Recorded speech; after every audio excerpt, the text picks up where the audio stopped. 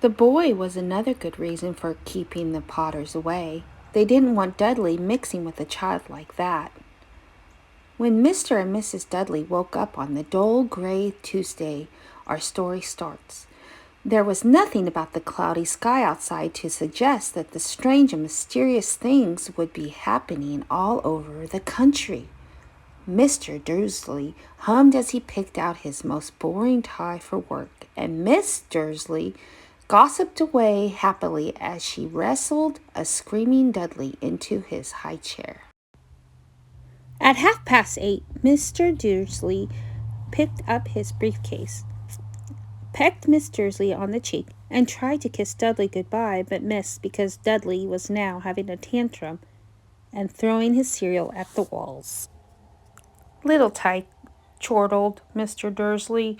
As he left the house, he got into his car and backed out of number 4's drive. It was on the corner of the street that he noticed the first sign of something peculiar. A cat reading a map?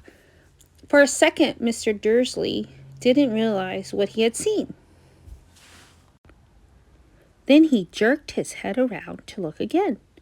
There was a tabby cat standing on the corner of Privet Drive, but there wasn't a map in sight.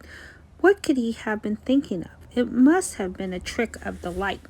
Mr. Dursley blinked and stared at the cat. It stared back as Mr. Dursley drove around the corner and up the road. He watched the cat in his mirror. It was now reading the sign that said Privet Drive. No looking at the sign. Cats read maps or signs.